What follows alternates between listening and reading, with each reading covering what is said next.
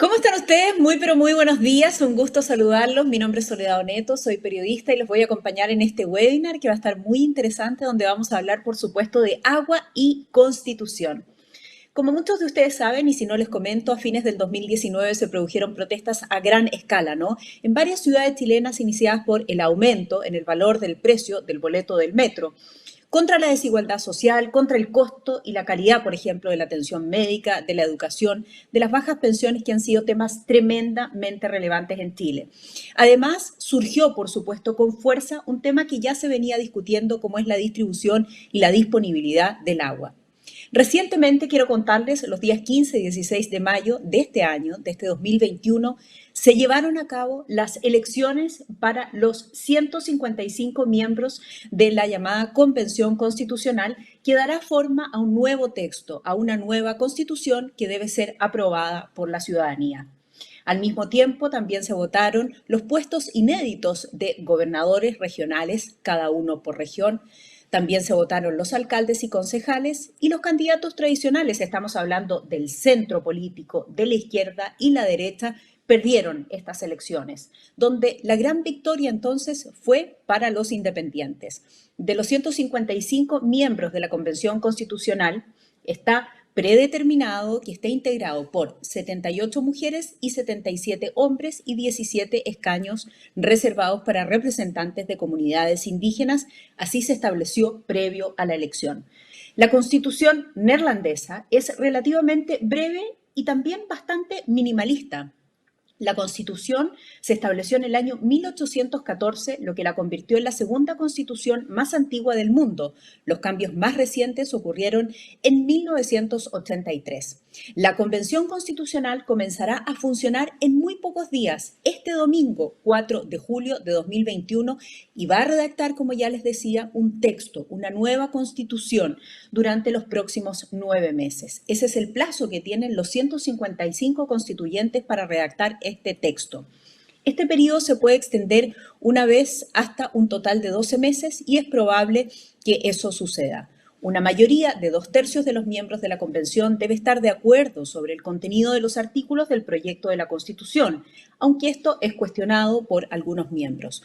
Luego se llevará a cabo el segundo plebiscito en el año 2022, en que los chilenos debemos votar en forma obligatoria por primera vez sobre si adoptamos o rechazamos esta nueva Constitución escrita por los convencionales constituyentes que, como ya les decía, comienzan su trabajo precisamente este día domingo. Hoy contamos con la presencia del embajador del Reino de los Países Bajos, Harman Idema, quien nos va a explicar cómo se une esta nueva Constitución con la situación del agua en Chile. Embajador, qué gusto saludarlo y verlo nuevamente, aunque sea a distancia y de manera virtual. ¿Cómo está? Muchas gracias, Soledad. Muy bien. Yo creo que el agua es esencial para la supervivencia humana, ¿no? Con la creciente población mundial, la contaminación y el cambio climático, las sequías y las inundaciones se están convirtiendo en una amenaza cada vez mayor. La gestión del agua y los derechos del agua son temas importantes y sensibles en la agenda política, y a los gobiernos les cuesta proponer reformas estructurales. Son temas también importantes en relación con la reforma constitucional. Chile es uno de los pocos países del mundo que tiene un sistema de derechos de aguas privadas. Esos derechos de agua se otorgaron en tiempos en que había relativamente poca escasez de agua, y los derechos se otorgaron gratuitamente en litros por segundo. En los últimos años, Chile se ha enfrentado cada vez más a la escasez de agua, con sequías severas en gran parte del país, agravada por el cambio climático y por alto consumo de agua de importantes sectores como la agricultura, un 70%, y la minería, un 4%. Y si bien el porcentaje de agua consumida por la minería no es tan alto, este consumo de agua también tiene un gran impacto en las comunidades, porque esta minería se lleva a cabo en regiones áridas. A veces dependen del agua que se llegue en camión para acceder al agua. Actualmente la política de agua en Chile está gestionada por 23 departamentos, instituciones y agencias que no siempre trabajan juntas y tienen diferentes propósitos. Hay gente que dice que por una gran parte son representantes de ellos que tienen derechos de agua y protegen sus propios intereses. Como dije, el cambio estructural del sistema de derechos de agua nunca ha sido un tema prioritario en la agenda de gobiernos anteriores debido a su sensibilidad política. Y es tal vez una salida fácil buscar soluciones en nuevas fuentes de agua, como el almacenamiento subterráneo, la desalinización, y es cierto que hasta cierta medida sí forman parte de la solución. En menor medida, lamentablemente, la atención se centra en controlar la demanda de agua. Tampoco existe una estrategia a largo plazo basada en una visión de futuro que tiene en cuenta el clima, la economía y la sociedad, que determine a qué sectores, a qué grupos se debe dar prioridad en la distribución del agua disponible y cada vez más escasa. Entonces la pregunta es si también en el tema de agua nos hemos llegado a una situación de haves y have-nots. Y si cuanto más esperemos, más polarizado estará y más difícil será repararlo y solucionarlo. Entonces, ¿cómo se ve la distribución ideal del agua? ¿Cuál es la mejor forma de administrar el agua? ¿Qué papel juega la Constitución en esto? ¿Cómo se logra como sociedad una distribución justa del agua? ¿Y qué es justo? ¿Qué diseño institucional y gobernanza es apropiado para un buen acceso al agua y una buena gestión del agua? Me honra la presencia de Peter Glas, uno de los actores más importantes de los Países Bajos en el campo de la gestión del agua. Es el comisionado del Delta. Juega un papel clave en implementar la responsabilidad del gobierno neerlandés, protegernos contra las inundaciones y garantizar suficiente agua dulce ahora y en el futuro. También él juega un papel importante dentro de la OCDE como presidente de la iniciativa de gobernanza del agua. Además, nos complace haber encontrado 3 personas, tanto del sector académico como del Consejo Constituyente, dispuestas a dar su reacción, su respuesta a esta experiencia en los Países Bajos y indicar cómo esta experiencia puede o no ser relevante para Chile, en general y especialmente en la redacción de una nueva Constitución. Para terminar, quiero quitar un posible malentendido. Es cierto que los Países Bajos está en parte por debajo del nivel del mar y que mucha agua fluye por nuestro país.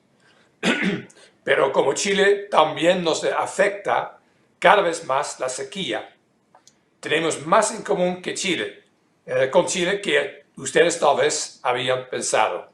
Entonces, ¿se puede aplicar algo de que se hace en los Países Bajos? A ver, gracias. Muchas gracias a usted, embajador, por esa introducción que nos hace, por esa conexión, además, ese puente que establece entre ambos países. Bien, quiero comentarles cosas muy importantes antes de partir con las entrevistas que vamos a hacer y antes de presentar, por supuesto, a quienes van a estar aquí junto a nosotros. Nos iba a acompañar el profesor Herman Habekas, quien es el profesor de la Organización Pública de Gestión Hídrica de la Universidad de Utrecht. Lo habíamos anunciado, lamentablemente, él tuvo una emergencia de carácter familiar, él se encuentra bien en todo caso, y no nos va a acompañar durante esta mañana, sí a distancia. Le queremos dar las gracias, él ha participado también en la organización de nuestro conversatorio.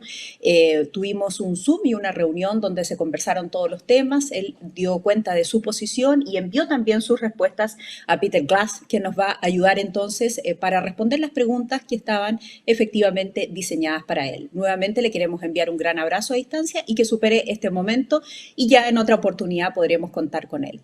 Lo segundo tremendamente relevante es que la opinión de ustedes es súper interesante. Así hacemos que este conversatorio fluya bien, que interprete también las dudas que ustedes tienen. Nosotros tenemos preguntas, pero encantados si vamos recibiendo de las preguntas que ustedes tengan para nuestros respectivos comentaristas durante esta jornada, durante este webinar, donde vamos a hablar, como ya está dicho, y como lo anunciaba el embajador, de Constitución y agua.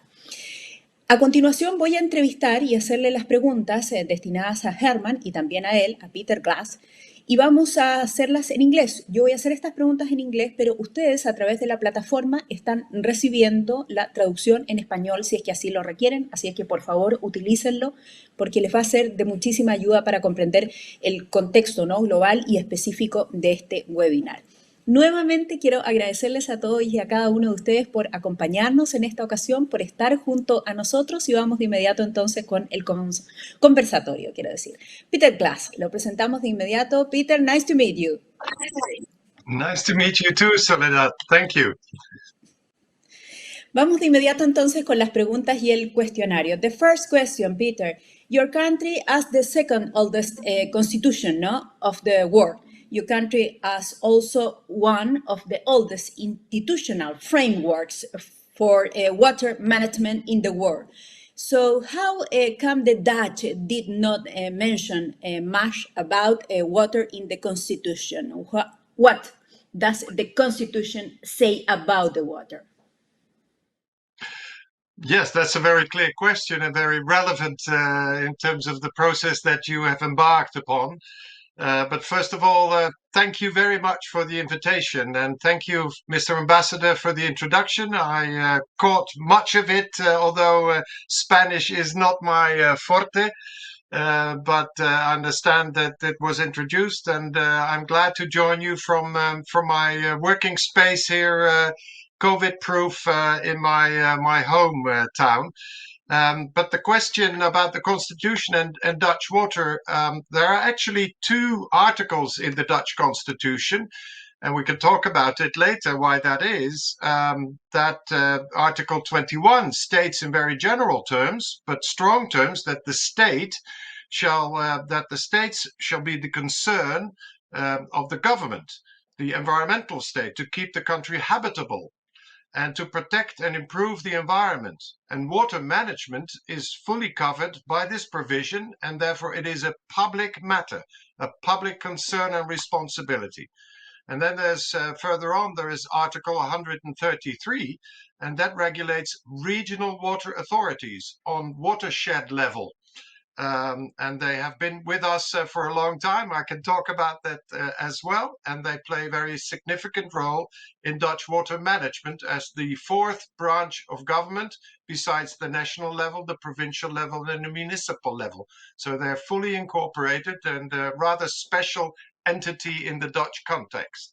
So that is on the constitutional level. And then below that, or besides that, there are a lot of special laws and bylaws, obviously. Okay, I understand. What is the advantage and disadvantage now of this? If not in the Constitution, what does the legal framework for water management and access to the water look like in the Netherlands? Yes. Well, I think personally I have the benefit of some of the remarks of Professor Havekes, who unfortunately cannot be with us today because of personal circumstances.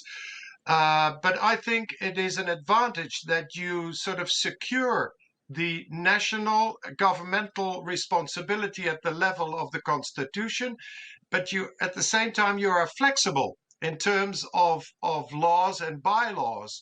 The Constitution in the Netherlands requires a two-thirds majority in Parliament in two instances and between two elections. So it's very heavy.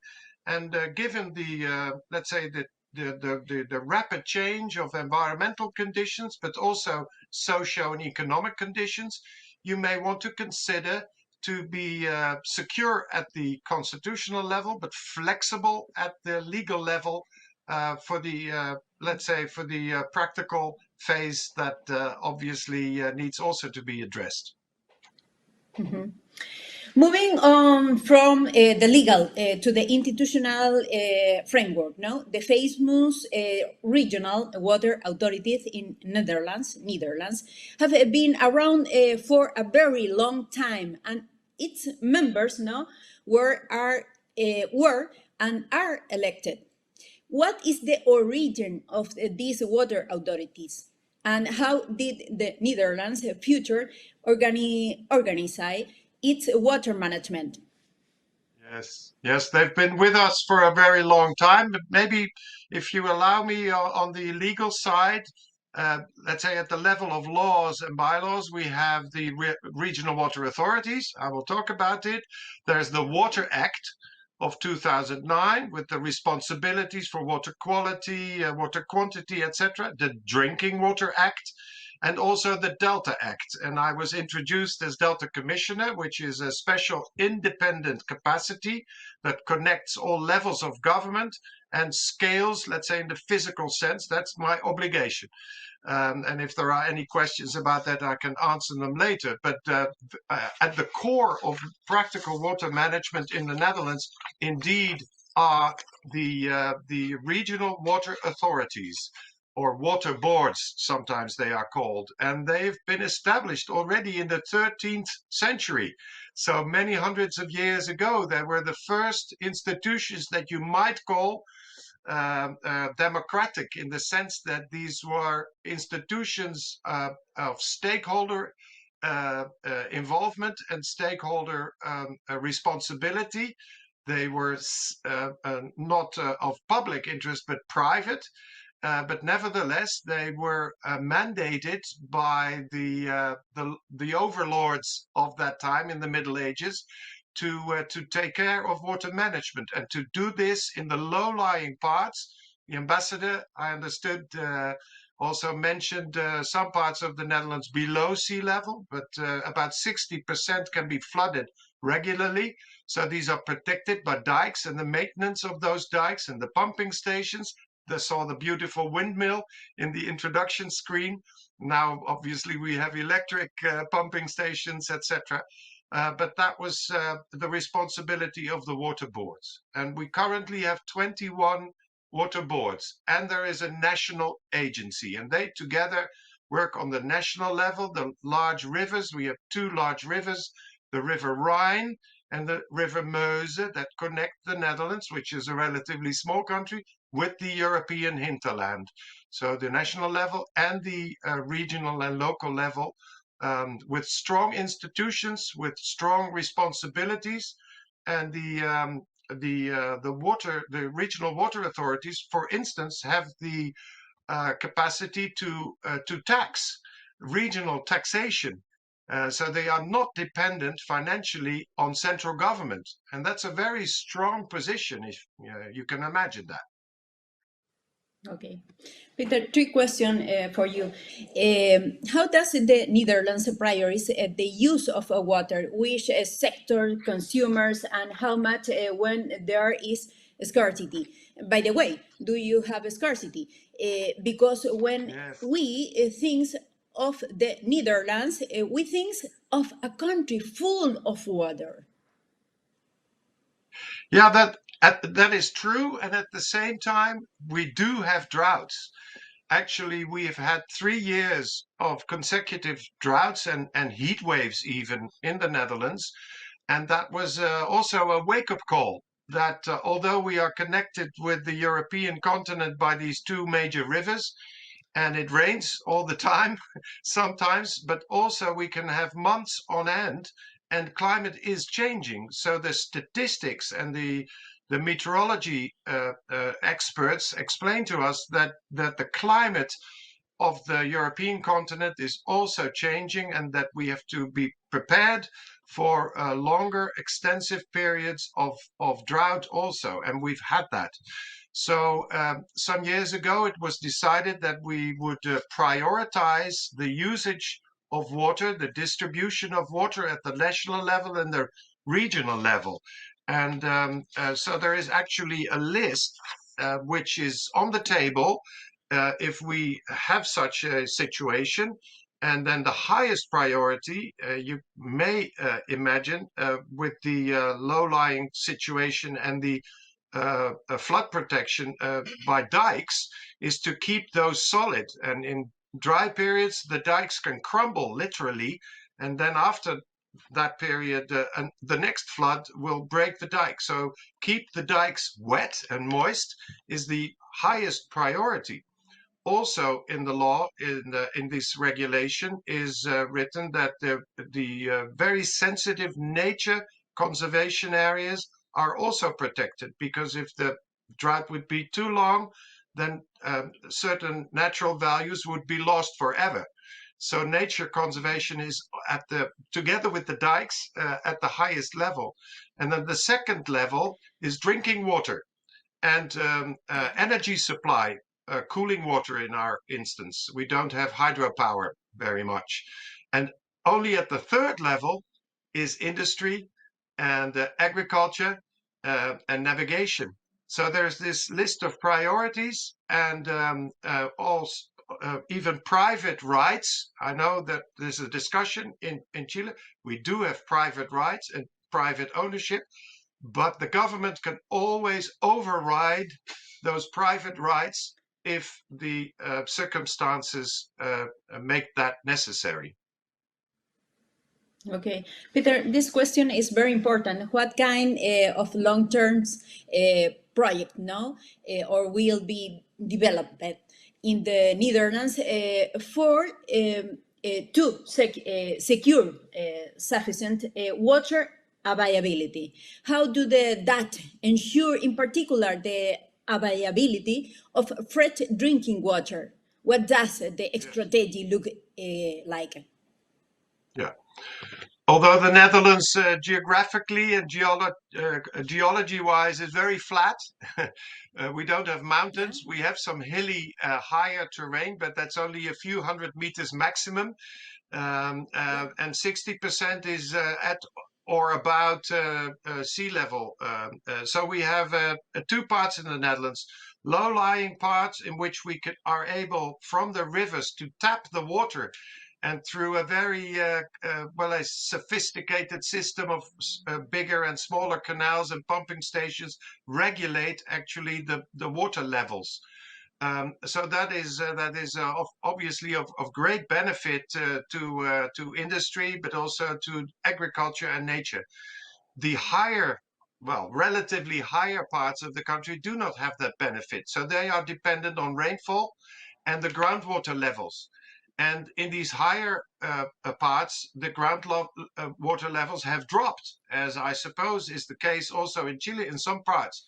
So we are now at a turning point, actually, where for the low-lying parts, let's say the sea is also, and salinity is increasing because of seepage of seawater into the groundwater and surface water. So there we have to flush. But that also is dependent on the availability of fresh water. We have to flush out the saline water to accommodate the economy and nature. And the high grounds, we have to reinstate the levels of groundwater. So we are at a turning point from, let's say, abundant water availability with no limit. And we've come to realize that we have to conserve water, to replenish the aquifers. We have to be more aware and limit the use of water by all kinds of industry and agriculture.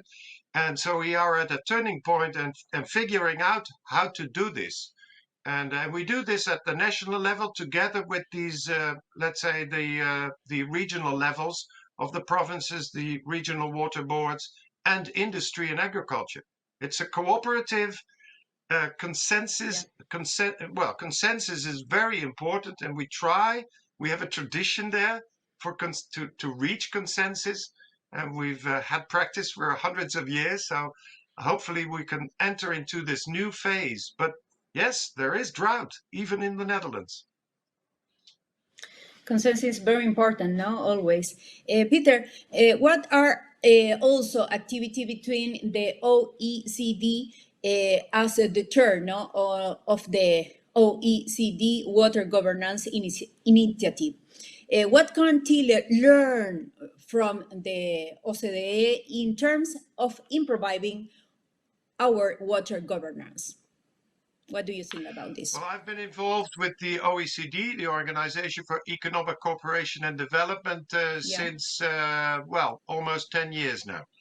And indeed, I am independent chair of the Water Governance Initiative, which is a platform of 130 members, and these are OECD member states, among which proudly is Chile also, also non-OECD states, as well as NGOs, academia, the business community. So this is this platform, and they've been very active. And the first conclusion is water management is conditional in every region and even city or country. It's different. So there is no blueprint. Also, the Dutch constitution or the Dutch legal framework or practice is not a blueprint. It can be an inspiration, and hopefully we can provide that and you can discuss about it. So you have to take maybe one step back and look at the principles. What are the principles of efficient water management, of effective water management? Also elements of public engagement, transparency, trust. These are also at the core of how you look into the future, and it has to be forward-looking. So in 2015, after much work by different working groups under this initiative, we have formulated 12 principles on good water management, and they have been adopted also by the Council and approved by the Council of Ministers of countries of the OECD at the highest level. That's called a recommendation.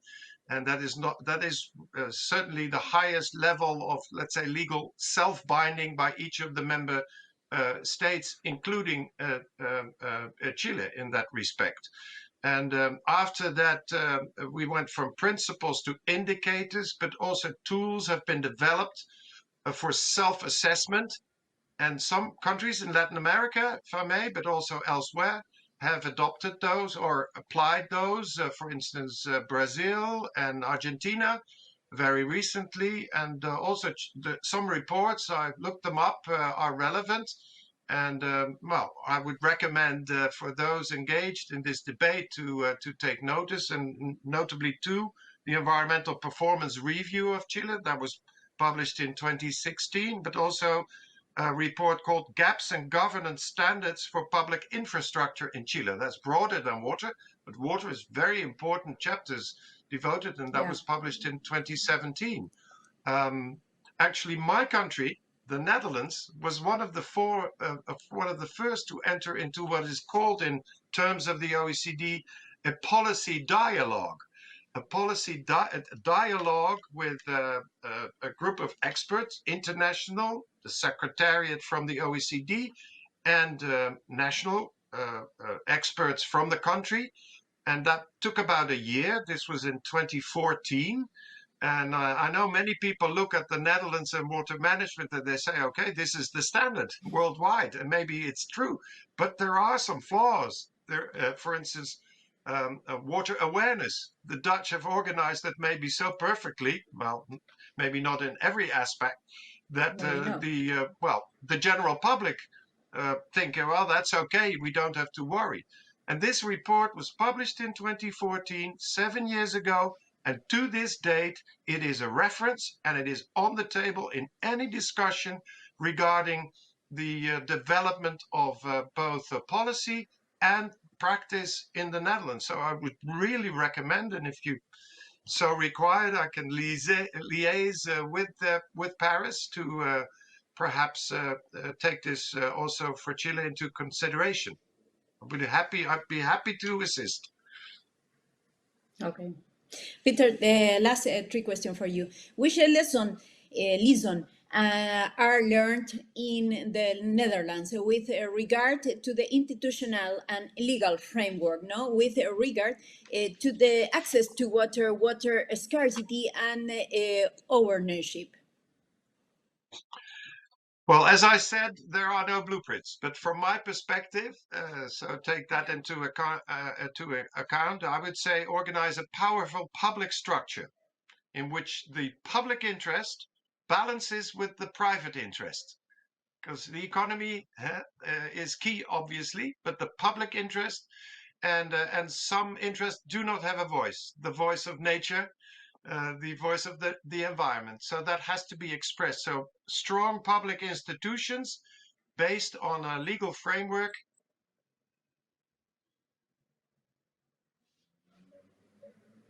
I now hear the Spanish translation simultaneously. Maybe somebody can pull a switch.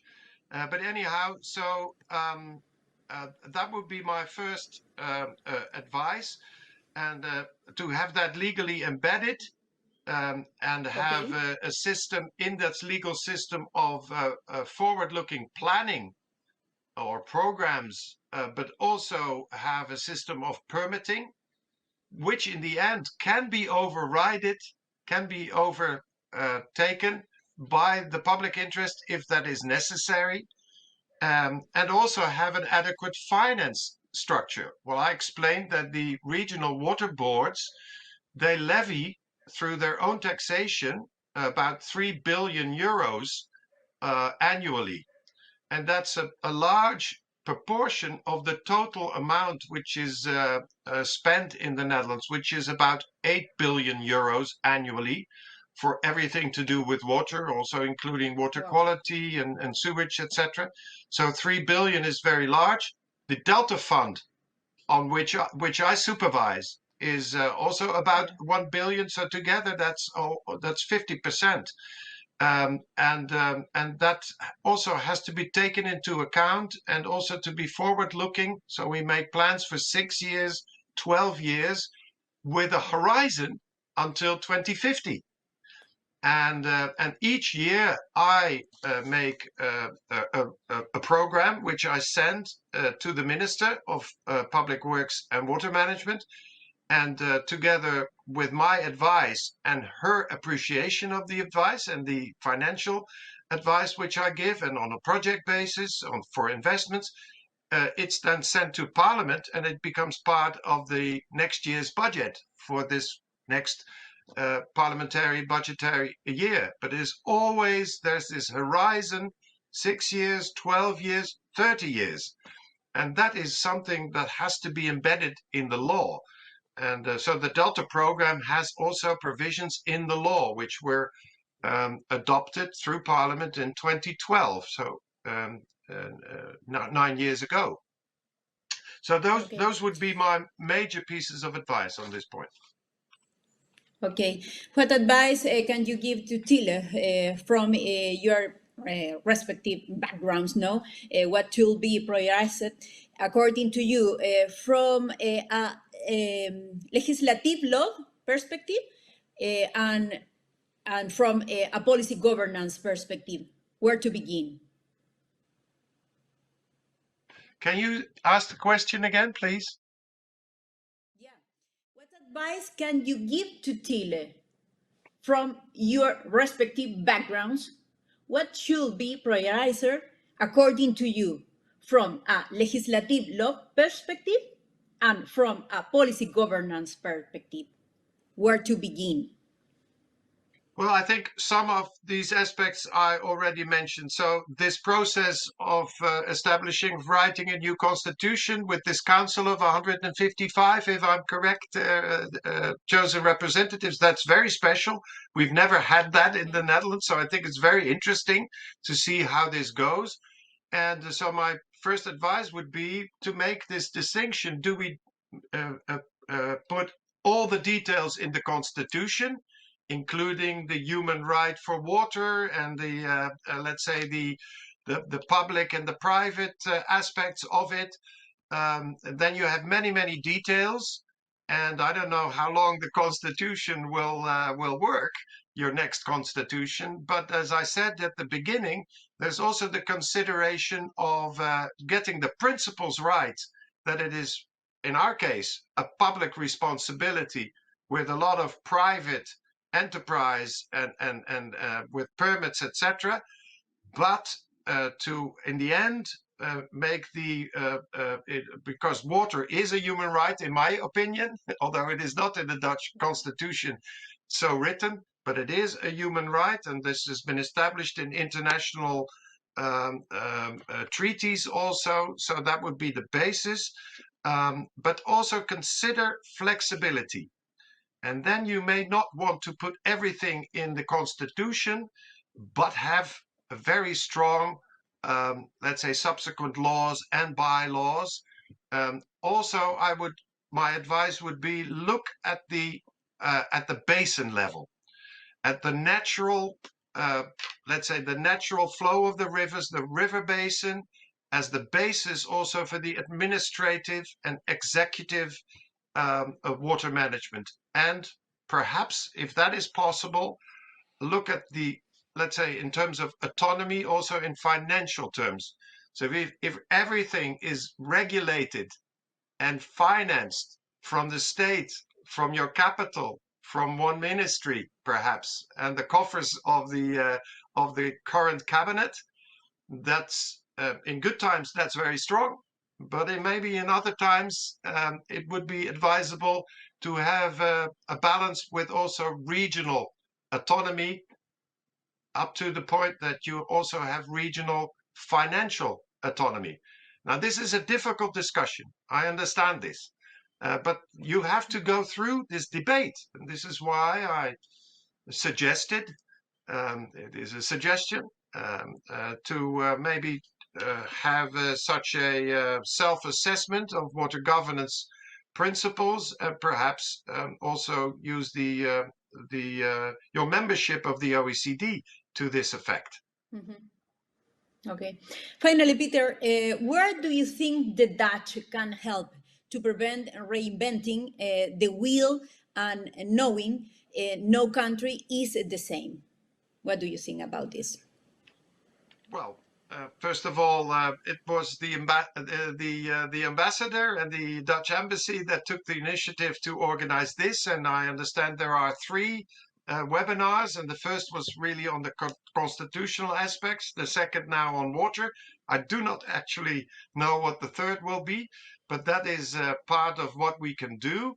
Again, it's never a blueprint, but it can be an inspiration and a reference. And I'm sure that the ambassador, the embassy, but also the Ministry of Water Management and of Infrastructure and Water Management, there's an ongoing memorandum of understanding. And under that bilateral cooperation, we can be of assistance, if so required and invited. And personally also, I would be more than willing to welcome delegations from Chile, and I can show you around, and I can promise I will not only show you the good practices, because 800 years of water management in Netherlands also have given us some bad examples, and sometimes you can learn also from the mistakes. Yeah. And I am willing on my part to share the good examples, but also the not so good examples as an inspiration.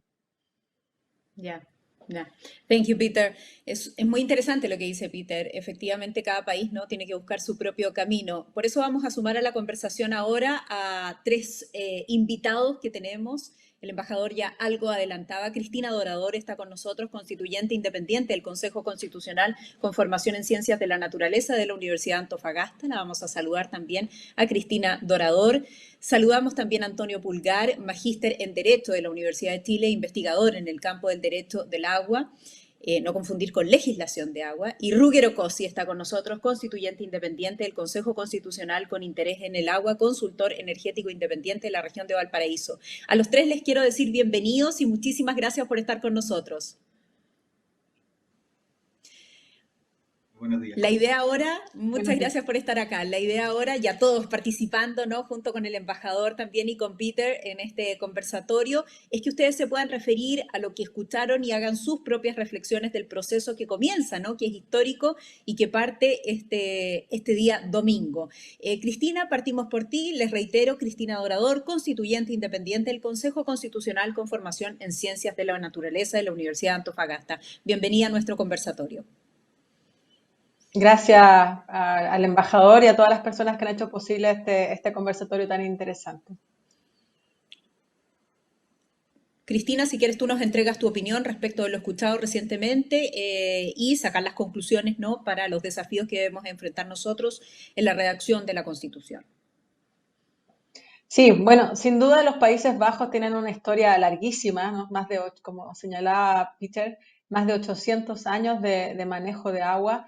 Y además no solamente ha sido el manejo a través de la implementación de prácticas y tecnologías que son muy importantes, sino que también el entender la calidad del agua. Es algo que Holanda o los Países Bajos, ¿cierto?, ha desarrollado enormemente. El tema que es muy importante también pensar de reducir, reusar, reciclar y recuperar. Y ahí las prácticas, sobre todo microbiológicas, que son muy atañen, ¿no?, a mi disciplina de formación. Yo soy microbióloga y Holanda también es un país muy importante para nosotros porque es la cuna, ¿no?, de la microbiología a través, ¿cierto?, de Anton von Leeuwenhoek y tantas otras personas importantes en Delft o Nijmegen que han podido desarrollar distintas formas de, por ejemplo, recuperación de nitrógeno a partir de aguas residuales. Y eso es algo que también Chile necesita implementar, porque no solamente, claramente nosotros desde la Constitución hay una demanda muy sentida, que algo el embajador también señaló, que es que el agua se garantice como un derecho humano. Y para eso también necesitamos avanzar hacia la seguridad hídrica y que el agua no solamente esté disponible, ¿cierto?, para las personas, sino que también para el ambiente, porque si no hay agua en los ecosistemas, tampoco hay biodiversidad. Incluso si uno lo puede pensar más allá, el agua es tan importante, yo creo que eso no es tema, pero cuando se busca vida en otros planetas, lo que se busca es agua. Ese es el concepto de habitabilidad. Entonces, ¿qué está pasando en nuestros propios territorios, en el planeta? Hay lugares que están sin agua, o sea, están siendo ya, no se puede vivir ahí. Y lamentablemente, en el contexto de crisis climática en que estamos, esos lugares van a ir aumentando. Entonces, una tarea urgente de avanzar a nivel constitucional, asegurar el agua, y para eso tienen que cambiar las prácticas y también que el agua no sea privada, sino que sea considerada, ¿cierto?, un bien público. Además, la visión que señala Peter, que es muy importante, esta visión territorial en base a cuenca, es algo que es un límite natural, que es la forma, digamos, más clara quizá de manejar las aguas, sobre todo desde los valles transversales que empiezan desde Copiapó al sur. El norte de Chile tiene otras características. Y también proteger las reservas de agua que todavía tenemos, como son los campos de hielo, ¿no?, Patagonia, también los glaciares, evitando, ¿cierto?, su utilización para otro tipo de actividades. Salares también son reservas de agua, hay aguas subterráneas, hay salmuera, los ríos, las aguas y también los lagos. Y referente a los lagos, que hay muchos en el sur de Chile, sin embargo, también hay prácticas relacionadas, por ejemplo, con la salmonicultura, que han aumentado los niveles tróficos de los lagos. Y estos lagos, lamentablemente, cuando empieza a aumentar su materia orgánica, después no pueden ser aguas que se pueden ser usadas como normalmente se hace, porque no solamente aumenta la materia orgánica, sino que también antibióticos y otro tipo de elementos. Así que de nuevo ahí hay un desafío de recuperación de agua. Y para eso la investigación, la ciencia y el conocimiento compartido de países como los Países Bajos sirven muchísimo para poder abordar estas grandes problemáticas que junto, ¿cierto?, a la influencia humana y al cambio climático realmente nos ponen un desafío mayor. Así que a mí me encanta la experiencia holandesa sobre este tema de agua y creo que podremos aprender muchísimo y también para que en la Constitución estemos pensando qué va a pasar con esta problemática de aquí a 40 o 50 años, porque realmente es un tema crucial. Súper interesante, Cristina, gracias por tu primera reflexión. Les recuerdo a todos los que participan de este conversatorio, quiero decir, que pueden hacer preguntas también para Cristina, para Antonio, para Ruggiero y por supuesto para Peter, si es que tienen alguna pregunta extra a la que ya realizamos, y eso lo pueden dejar en este contexto, en este marco, en donde dice preguntas y respuestas, Q&A. Bien, Antonio Pulgar, magíster en Derecho de la Universidad de Chile, investigador en el campo de Derecho del Agua. Seas bienvenido, Antonio, escuchamos atentamente tus reflexiones. Muchas gracias, Soledad. Muchas gracias a todas y a todos quienes nos acompañan hoy y que han hecho posible la organización de esta actividad muy importante, en donde yo creo que resulta relevante destacar y tratar de recuperar ciertos aspectos de la experiencia holandesa que son relevantes para nuestro proceso constituyente que ya comienza. Y muy directamente al grano, si bien es cierto, la constitución holandesa es una constitución minimalista, las aseveraciones que contiene la constitución son bastante importantes. En ese sentido, por ejemplo, cuando la constitución holandesa en su artículo 21 habla de improve the environment, tiene un verbo rector que es el mejorar. Y eso implica que la autoridad pública tiene una obligación progresiva respecto del cuidado, el manejo del medio ambiente y dentro del medio ambiente el componente hídrico específicamente.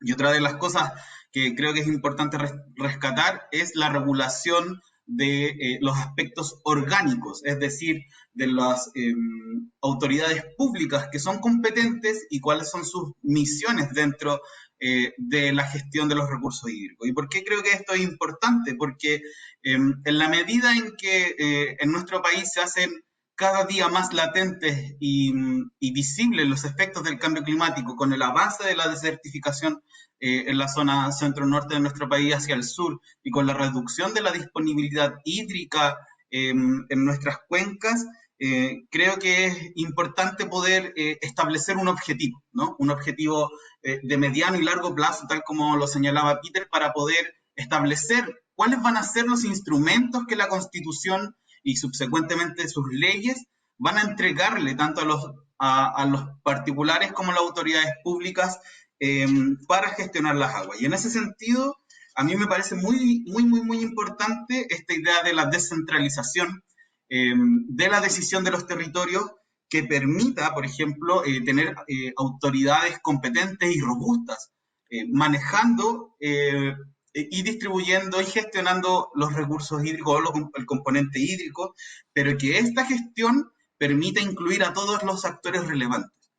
Hoy día, el organigrama y la forma en que funcionan las juntas de vigilancia genera que la Dirección General de Aguas solo tenga la capacidad de intervenir o redistribuir las aguas en la medida en que las juntas de vigilancia no lleguen a consenso respecto de ciertos temas. Y esto implica que quienes componen las juntas de vigilancia son solo aquellos que tienen derechos de aprovechamiento de aguas debidamente inscritos. Y esto deja fuera un universo importante de personas que, por ejemplo, se pueden abastecer directamente de los cursos de aguas para el consumo de agua potable. De esa manera yo creo que es muy importante como pensar en cuál va a ser el centro de la gestión de las aguas. Por una parte, Peter nos comentaba que una de sus recomendaciones era pensar en la robustez de las instituciones públicas. Pero como señala un profesor norteamericano muy importante que ha hecho una investigación exhaustiva respecto del sistema chileno de gestión de aguas, Karl Bauer, la regulación de las aguas en Chile corre en una cierta función de péndulo, ¿no?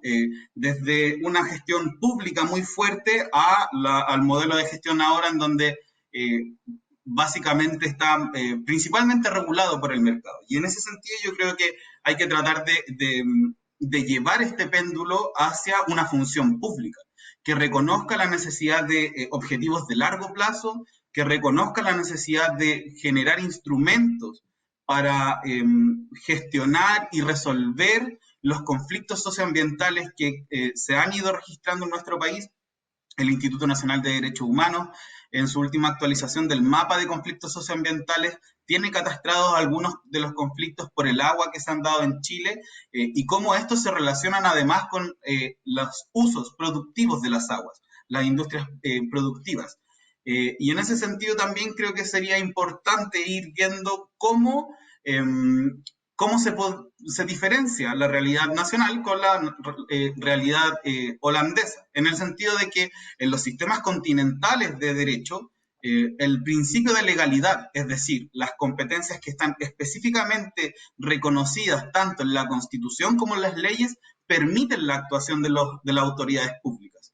En donde la costumbre del consenso, como nos señalaba Peter, es muy importante en Holanda. Esos mecanismos de fuentes de derecho en nuestra realidad no existen y por ende sí va a ser importante no solo la regulación constitucional, sino cuáles son los objetivos que la Constitución establece para que las leyes puedan desarrollar los instrumentos para resolver estos conflictos socioambientales por el agua.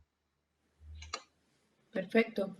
Muchas gracias, Antonio, también por tu interesante reflexión. Ambos han mencionado, ¿no?, la importancia de los territorios y de la gestión de esta problemática en los territorios, tal como lo había hecho Peter también en su alocución. Vamos con Ruggero Coss, si les parece, constituyente independiente, el Consejo Constitucional con interés en el agua, consultor energético independiente, región de Valparaíso.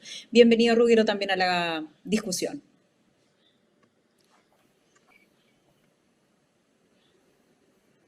Hola, muy Te buenos escuchamos. días.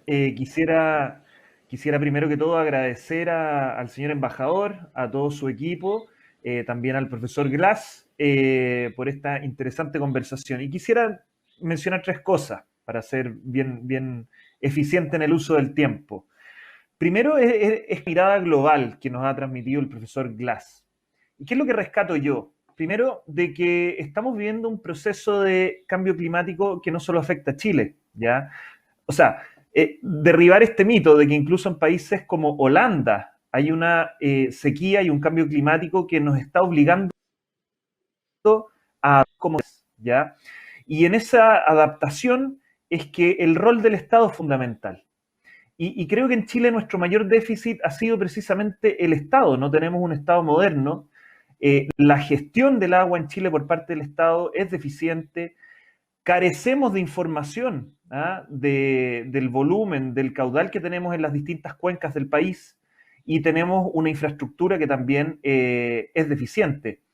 Y quiero mencionar un tema que me compete en mi región. En el caso de la provincia de Petorca, el problema que se vive en Petorca fue fundamentalmente una falla del Estado de Chile, en donde se repartieron más derechos de agua de los que correspondían a una cuenca que es fluvial, ¿ah?, que se abastece de agua de lluvia y que por lo tanto en el periodo de sequía que estamos viviendo, obviamente que no puede responder a las necesidades de la población, de la agricultura y de las distintas actividades en la provincia de Petorca. Entonces, en Chile hemos tenido distintos errores y fallas del Estado.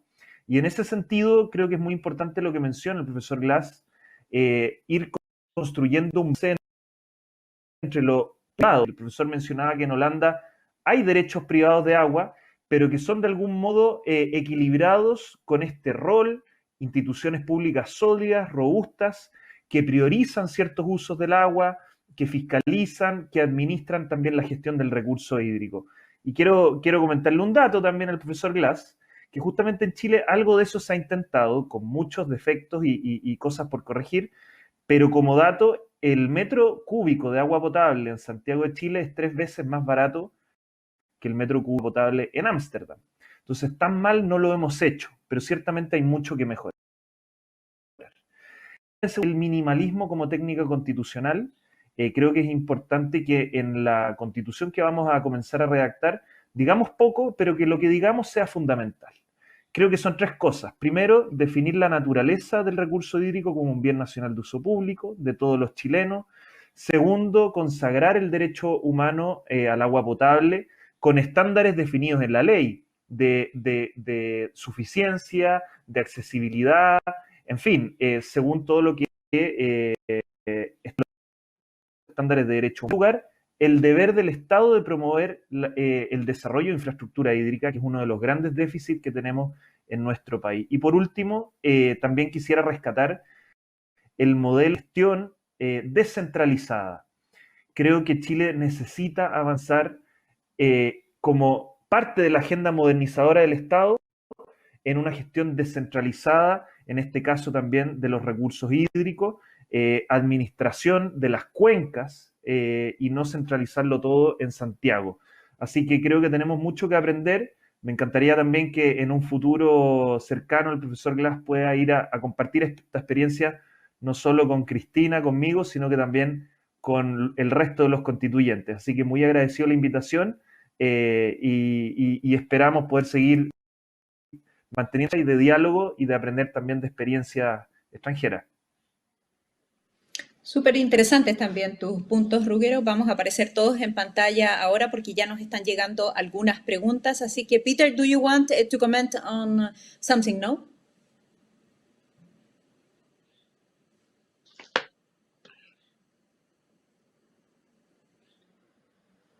Peter? Do you want to comment on something? Well, yeah, maybe a few comments, and there's an echo. Somebody can take care of that, so I don't hear myself 3 times. I think it's better now. Thank you. Thank you for those comments. And obviously, within the time span of a webinar, we cannot solve everything. So it is important that you touch upon some discussions and dilemmas and even paradoxical items in this discussion. And I would welcome that. I hear a lot about decentralized strong capacity, the interaction between the state responsibility, the overall responsibility to protect and develop, improve the conditions for the population, for the industry, and for agriculture and nature. I think that is very important. By the way, I'm a biologist and I'm a lawyer, so there's a combination there. So I thank you, Christina, for mentioning Antony van Leeuwenhoek. That was very nice. On the decentralized regional water authorities in the Netherlands, who have the right to tax. There is an English saying, it's not a Dutch saying, no taxation without representation. So I did not mention it, but we do have regional elections, direct elections, together with the elections for the provincial parliament. We have elections for the different decentralized regional water authorities. And these are general elections, but there is a difference with all the other levels where there is general, that is through party politics. Here, for instance, you have 30 seats on the water board, as we call it, usually. 23 are for the general public. And so we have political parties, even specific parties for regional water boards with specific interests. So anyone can choose who they like.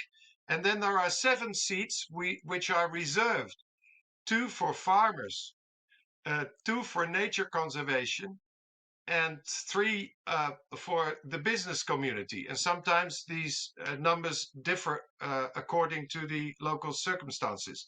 So there you have, let's say, interest translation, the participation of stakeholders within this system of partly direct elections and partly elections within certain interest groups. And I think this is almost, let's say, the essence of democracy, in my opinion, at least, that you look at interest groups and also the general public. So no taxation without representation, and that's also something that we could share further on in this process.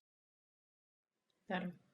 Sin duda, yo creo que ese es un punto que comparten todos los participantes en este grupo, ¿no? La importancia de los stakeholders, de todos aquellos que tienen un interés y específicamente en el territorio. Embajador, le voy a pedir ayuda con la traducción de las preguntas que nos han llegado en español para que usted me pueda ayudar con Peter y la conversación fluya mejor. Usted tiene un mejor inglés que el mío, así es que le voy a pedir ayuda de inmediato. Embajador, la pregunta para Peter dice así: ¿en los Países Bajos las personas pueden tener derechos sobre el agua? ¿Están reguladas por qué organismo o ley? ¿Qué pueden o no pueden hacer? Para que le pregunte a Peter.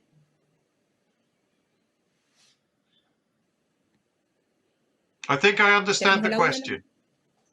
Okay, thank you, Peter. Yes, can you repeat it one more?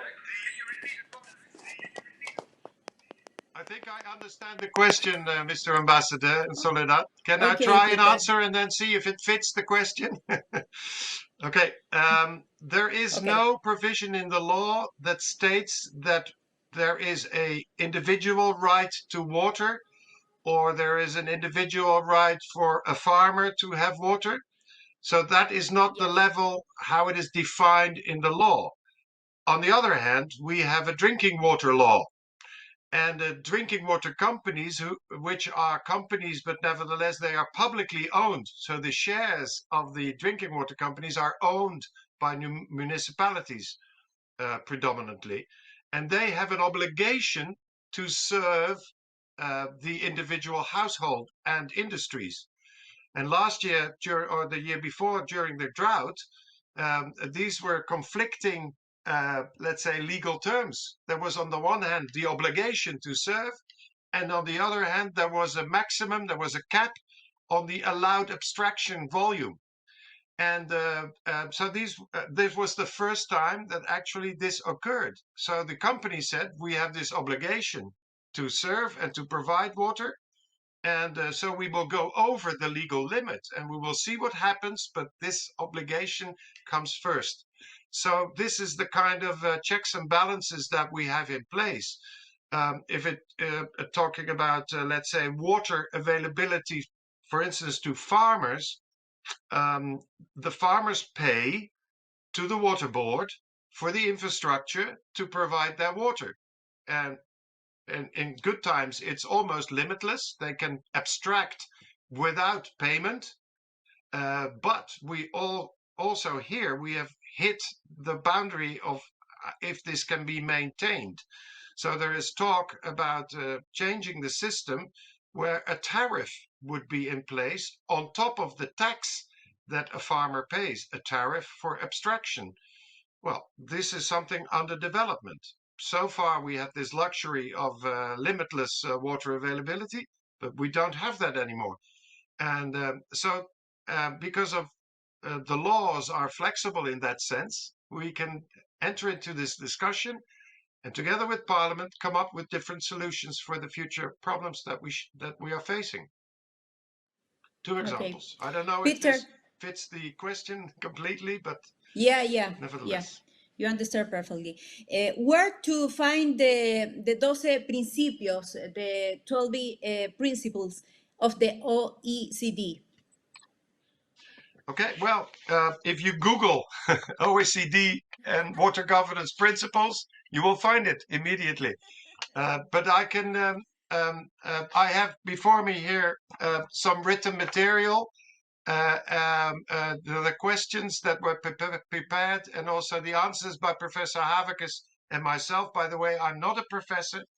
I'm just a master of science and master of law. But having said that, I could send that through the embassy, and there's also the link which you can use. And I would really recommend that for people listening into this webinar to do so. Okay, thank you so much, Peter. Cristina, vamos a sumar a Cristina Oradora a nuestra conversación, también a nuestros panelistas. Cristina, hay una pregunta para ti.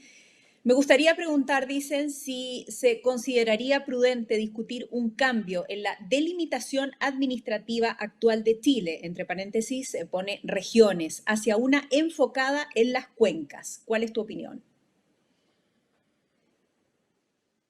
Sí, esa es una de las propuestas, de hecho, que tiene la gran propuesta de la Constitución Ecológica de repensar los territorios, comunidades ecológicas funcionalmente, también con un rol social, por supuesto, pero ecológicas.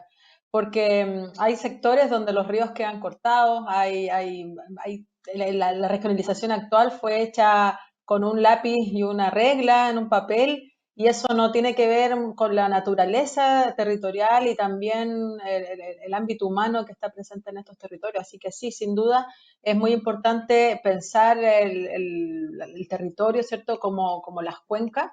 Y eso también tiene diferencias geográficas a lo largo de Chile. O sea, en el norte tenemos pocos ríos, por ejemplo, pero ya desde Copiapó al sur hay muchos más y ahí se puede visualizar bien este tema. Sobre todo por las actividades a veces industriales de extracción de agua que están río arriba y finalmente afectan a todas las comunidades hacia abajo, o incluso el enriquecimiento con metales y otros aspectos. Así que es un tema muy, muy importante pensarlo desde ese punto de vista. Perfecto. Y nos encantaría conocer la opinión de Antonio también y de Rúgero respecto de esto, o de algún otro punto que haya surgido a propósito de las reflexiones de Peter y también de los otros constituyentes. Antonio. Sí, bueno, yo también creo que sería muy, muy interesante poder generar o adecuar la división administrativa de nuestro país a los distintos territorios y sus cuencas. Pero yo quisiera como referirme brevemente a otra temática que fue abordada, y es que desde el año 1853, desde la vigencia del Código Civil, las aguas en Chile han sido declaradas como bienes nacionales de uso público. Y esto quiere decir que en la teoría se prohíbe la constitución de derechos de propiedad sobre las aguas. El problema o la gestión aquí tiene que ver con la modificación que hace la Constitución del 80 a partir de la protección y el reconocimiento de derechos de propiedad sobre la concesión de las aguas, que son los derechos de aprovechamiento de aguas. Y el rango legal que la Constitución le da a esta protección de la propiedad sobre los derechos de aprovechamiento o la propiedad sobre la concesión es lo que permite una débil, por así decir, un débil equilibrio entre los intereses públicos y los intereses privados. Entonces creo que más allá del solo reconocimiento constitucional del rango o el estatus legal que le podamos dar a las aguas, que ya está reconocido y ha sido tratado en Chile desde hace larga data, yo creo que los esfuerzos tienen que estar enfocados en posibilitar la gestión y la intervención en algunos casos de la autoridad pública que permita regular ciertos casos, por ejemplo, como los casos de falta de disminución de componente hídrico, por ejemplo, en la isla de Chiloé, en donde se han decretado decretos de escasez recurrentemente, o en la zona del Alto Biobío, o en la zona cordillerana de la Araucanía, que para el entendimiento común implicarían que son lugares que están llenos o repletos de agua y que en la actualidad vemos que existen problemas de acceso al agua potable o al componente hídrico específicamente en esas localidades, y ahí yo creo que es donde el debate va a ser más intenso y donde también debemos poner a disposición del proceso todas nuestras capacidades y ideas. Concentrar los esfuerzos, dices tú, y las ideas también allí, Antonio. Muy interesante. Rúgero, tu punto de vista, pregunta Cristina, o si quieres sumar algo más al debate. No, yo quería comentar que efectivamente la discusión a propósito de los derechos de aprovechamiento de agua, o como mencionaba el profesor Glass, derechos privados, la posibilidad de transar, la posibilidad de acceder al agua, va a ser una discrepancia, porque creo que así como en Holanda existe la posibilidad de tener derechos privados respecto del título activo, que llega a un agricultor, a un industrial, a un minero, o a quien necesita el agua para el turismo, puede ser intercambiado. Eso tiene incentivos importantes y el ahorro del agua. El agricultor que tiene un derecho de aprovechamiento de agua a un cierto caudal, a ser más eficiente si es que ahorra hacer nada con ella. Obviamente que en la medida en que yo ese ahorro puedo vender, se lo puedo arrendar o traspasar a otro actor, se van generando eficiencia. Y vamos cuidando el recurso. Si lo que hacemos es todo el agua y la gestión, no solo vamos a tener una burocratización, centralización del manejo y gestión hídrico, vamos a tener un funcionario en Santiago decidiendo qué hacer con los derechos, que justamente a lo que todos aquí hemos rescatado del modelo holandés, que es descentralizar la gestión y justamente tener un mejor manejo, gestión y eficiencia de los recursos hídricos. Entonces yo creo que hay que mirar la otra cara en torno a los derechos de aprovechamiento de agua. Yo creo que el agua tiene que ser un bien nacional de uso público, el Estado tiene que administrar su uso, tenemos que darle más competencias para poder intervenir en periodos de sequía y escasez, que es lo que ha faltado en Chile, por cierto, pero tampoco nos vayamos al otro extremo, o nacionalizando de agua vamos a tener una solución, porque eso a mí me parece que no es así. Ok, muchas gracias por tu punto de vista. Me gustaría hacerle esta pregunta partiendo por ti, Cristina. Dicen, y quiero hacer esta pregunta porque me parece que la innovación, la eficiencia en el recurso está marcando nuestro presente y también va a marcar Aparentemente hay algunos problemas de conexión. Cristina, ¿pudiste escuchar lo que, por lo menos un parte de la pregunta de Soledad que puedes responder? Algunos fragmentos creo que tenía que ver con la reutilización de agua, ¿no? Sí. Sí.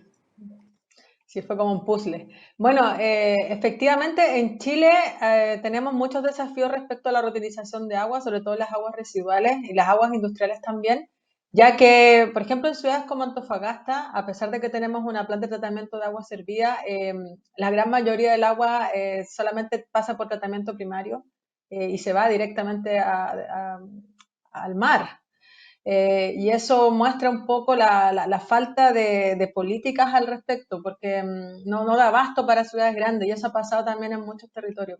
He tenido experiencia yo personal de trabajo en estos temas, sobre todo en problemas operacionales a veces de estas plantas, porque cada país tiene sus propios desafíos. O sea, también acá hay un tema, a pesar de las experiencias tan importantes que a pesar de las experiencias que nos están mostrando desde Holanda, que son muy importantes, cada país tiene sus particularidades. Por ejemplo, las primeras plantas de agua servida que se instalaron acá en Chile fueron aquí en el norte, en los años 70 más o menos, y no funcionaron bien porque en ese tiempo el agua aquí tenía mucha concentración de metales pesados, entonces nunca se pudo hacer bien el proceso. Así que por eso las aguas chilenas son muy particulares y por lo mismo necesita también adaptación o nuevas tecnologías. Por eso es tan importante impulsar la ciencia y el conocimiento desde los territorios. Y a eso va también de la mano del sistema holandés de descentralizar este tipo de decisiones y, por supuesto, de descentralizar no solamente el tema del agua, sino que todos los otros temas que son tan importantes para que las regiones puedan también tener autonomía, ¿no?, en las decisiones y en los usos, sobre todo, del vital elemento, como es el agua. Claro que sí. Ahora sí, ¿me escuchan bien? Sí. Sí, disculpen, todos tenemos ahí algo de problema de señal y en algún momento se pegó, pero alcanzaste a escuchar la pregunta, que reitero también a Antonio, que está relacionada con cómo meter innovación y tecnología en estos procesos, específicamente en la agricultura en este caso, para la mejor reutilización del agua. La pregunta decía, independiente de quién sea el dueño de los derechos de agua. Antonio, te escuchamos. Sí, bueno, en el derecho internacional se discuten dos paradigmas, por así decirlo. Uno, el paradigma de la innovación y el desarrollo a partir de infraestructura gris, que podría ser un ejemplo de esto, los proyectos de carretera hídrica que pretenden movilizar agua desde el sur del país hacia el norte. Pero el otro paradigma que se ha impulsado fuertemente tanto en las organizaciones internacionales como también está reconocida en la Agenda 2030 de los Objetivos de Desarrollo Sostenible, son las soluciones basadas en la naturaleza. Y esto quiere decir poder aplicar estos mecanismos de innovación y desarrollo a escalas ecosistémicas que permitan aprovechar y reutilizar los propios servicios ecosistémicos que la naturaleza y los ecosistemas de nuestra larga y diversa geografía nos entregan. Y ahí yo creo que Cristina tiene un punto muy esencial, que es que desde los territorios, desde el conocimiento no solo académico y técnico, sino que desde el conocimiento acumulado que las comunidades tienen de sus territorios, se pueden aprovechar de mejor manera los usos de agua y implementar mejoras para la eficiencia y la reutilización del componente hídrico. Perfecto. Ru, ¿quieres sumar algo a este punto? Sí, yo quiero rescatar lo que mencionaba Cristina. Obviamente que la investigación, la ciencia tiene mucho que aportar. Tenemos que conocer bien también nuestras cuencas. Falta información en Chile acerca del recurso hídrico, pero quería agregar además la importancia de los diseños institucionales y los y voy a hablar del caso concreto de la región de Valparaíso.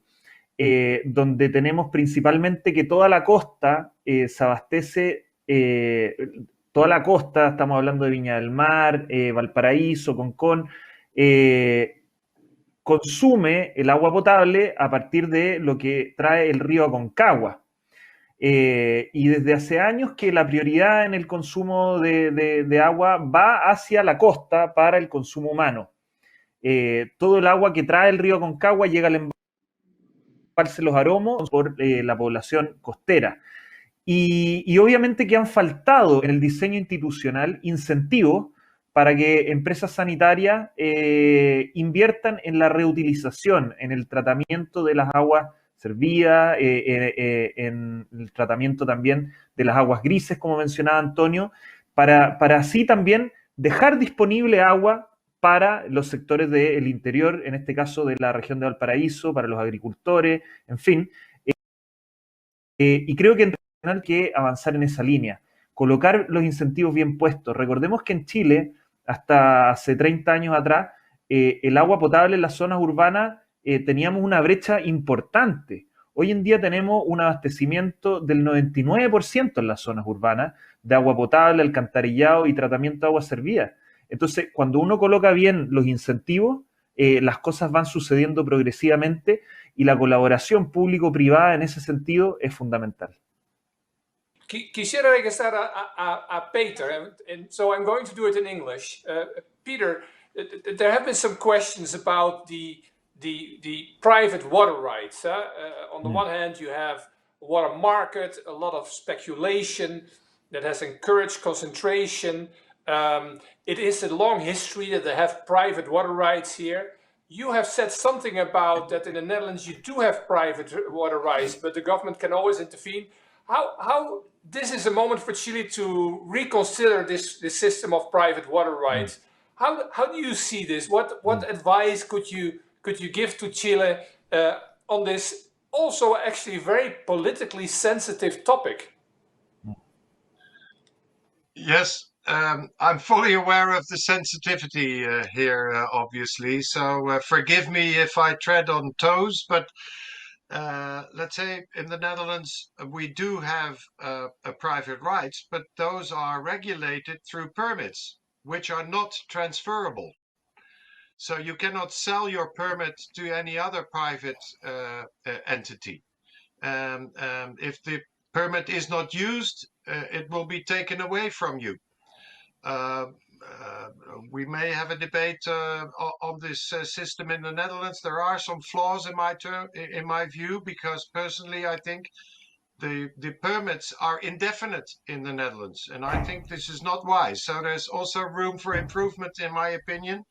But the speculation or the selling and buying of rights without any option for a government to intervene, I think this is not wise. Now, this is easily said, but how do you go from the current situation in Chile to a future situation with, well, maybe avoiding terms like nationalization or what's the word?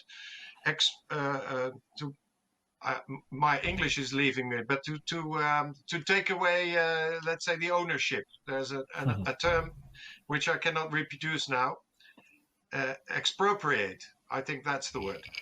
Anyhow, so you would not want to do that, because that would really put pressure on the debate. So take one step back and talk about the underlying values at the level of the Constitution, indeed, and develop from there your new system.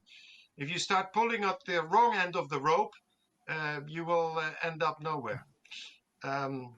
If you would allow me maybe some comments also on this idea of reuse of water, and because I think it is an exciting prospect that internationally we are moving more and more towards circular economic principles, circular economy. We talk about waste, we talk about waste treatment, but waste will become a commodity. Waste will be a resource. Waste will be valuable in the future.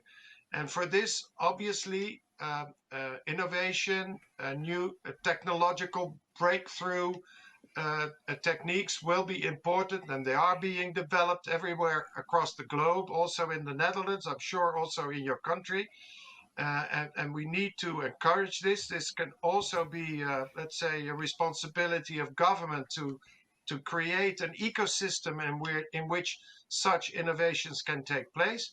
And at the same time, I also, from the experience in the Netherlands, would like to emphasize we cannot solve everything by just new techniques, and because then you will end up with a let's say a technocratic society, of which personally I'm not in favor. The institutional design that was mentioned also by Ruggero is very important. So access to information, to have the right to speak out, to have the debate, to be represented as a stakeholder. These are essential elements that, in my view, should be taken care of at the legal level, in your constitution and in the proper legal framework that follows from that. This is a very useful comment, and I think, actually, I will turn to Spanish because otherwise I hear the translation at the same time. Okay. If you allow me, Peter. Entonces, muchas gracias, Peter. Esta última respuesta es muy relevante porque a veces tu recomendación de tomar un paso atrás, mirando los valores y desde allá diseñar un nuevo sistema legal, institucional, es una muy buena recomendación, yo creo. Y además, tú pusiste otro tema en la agenda que a veces olvidamos, que estamos tan enfocados en el sistema de derechos, del papel del gobierno, del Estado, el papel de la agricultura, que olvidamos que acceso a información, acceso a datos, entonces también tener una tecnología que permite tener esta información es muy importante. Sin podemos hacer un marco institucional, pero ¿con qué información? ¿Con qué decisiones entonces? Información es clave para tomar decisiones. Entonces, gracias por esa recomendación también, Peter. Voy a tratar de resumir, concluir este muy interesante webinario. Quisiera primero, por supuesto, dar las gracias a Peter por estar aquí con la experiencia de Holanda, los Países Bajos, que sí creo es una situación muy distinta, pero por eso es tan interesante de escuchar esta experiencia y otros países también, por supuesto. También estaba muy impresionado con las respuestas de Antonio, Ruggero y Cristina, y especialmente porque también he escuchado propuestas sobre cómo debería ser integrado el agua en la Constitución. Cristina puso mucha atención al derecho a agua y hablaba sobre no solamente el agua potable, pero también el ambiente.